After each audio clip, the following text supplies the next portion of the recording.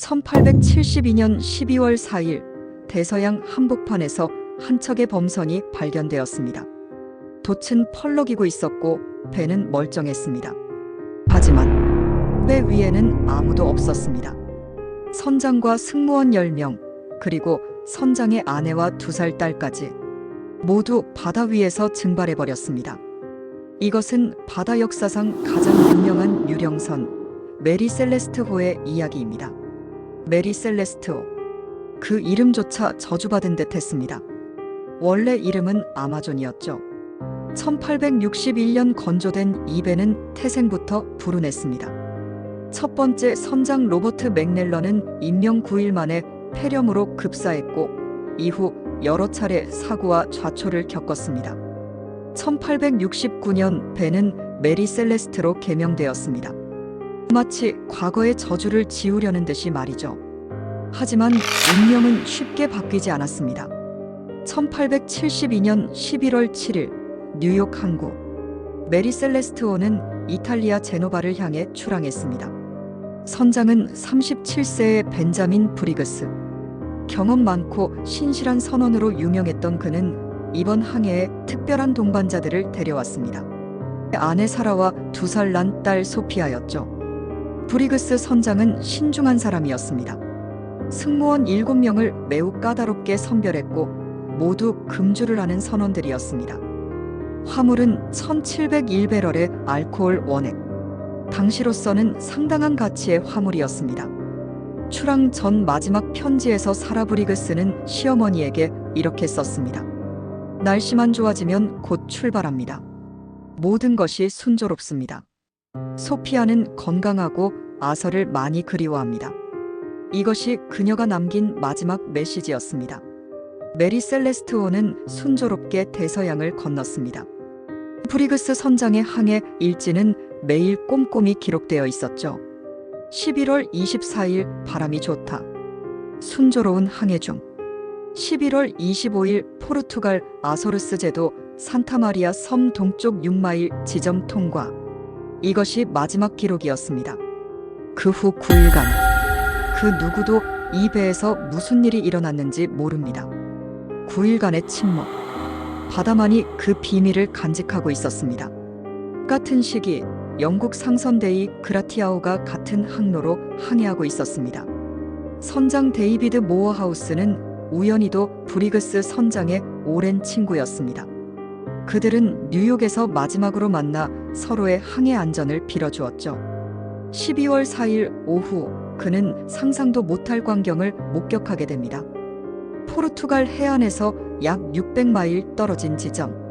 오후 1시경 데이 그라티아호의 선원들이 수평선에서 이상한 항해를 하는 배 한 척을 발견했습니다. 지그재그로 표류하며 신호에도 응답하지 않는 배. 마치 유령에 홀린 것처럼 말이죠. 가까이 다가가자 모어하우스 선장은 그 배가 친구의 메리 셀레스트호임을 알아챘습니다. 하지만 이상했습니다. 갑판에는 아무도 보이지 않았고 배는 목적없이 바람에 떠밀려 다니고 있었습니다. 브리그스, 브리그스. 모어하우스 선장이 외쳤지만 답은 없었습니다. 불길한 예감이 그의 가슴을 짓눌렀습니다. 첫 번째 승선자인 1등항에서 올리버 데보가 로프를 타고 메리 셀레스트호에 올라갔을 때 그가 본 것은 충격적인 광경이었습니다. 배는 완전히 비어 있었습니다. 하지만 모든 것이 제자리에 있었죠.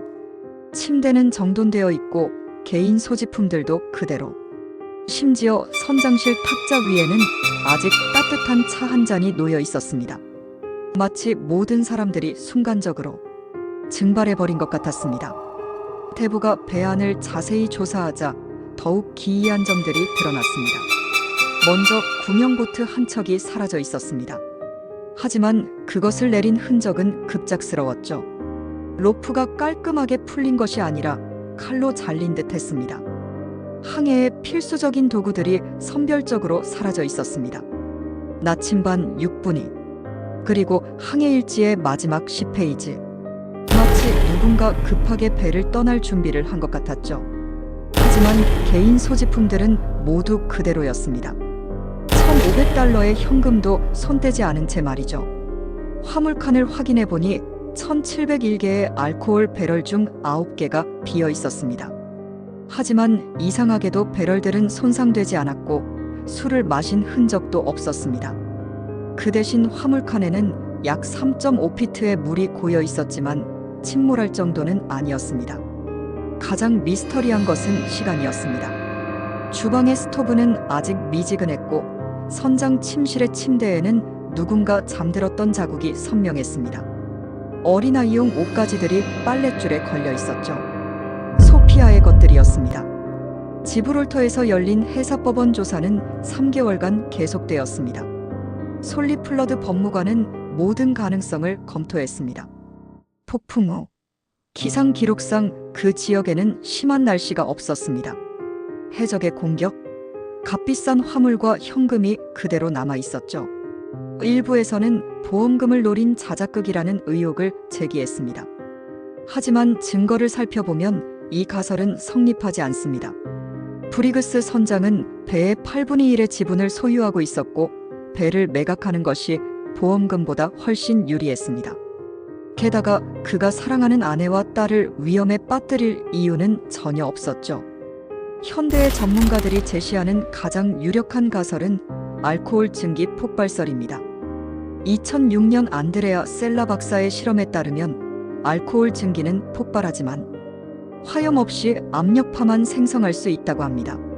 손상된 9개의 배럴에서 나온 알코올 증기가 폭발 위험을 만들어 승무원들이 일시적으로 배를 떠났을 가능성이 높습니다. 하지만 여전히 설명되지 않는 부분이 있습니다. 왜 그들은 돌아오지 않았을까요? 구명 보트가 대서양의 거친 파도를 견딜 수 있었을까요? 메리 셀레스트 호의 미스터리는 여기서 끝나지 않습니다. 배 자체도 불길한 운명을 맞았습니다.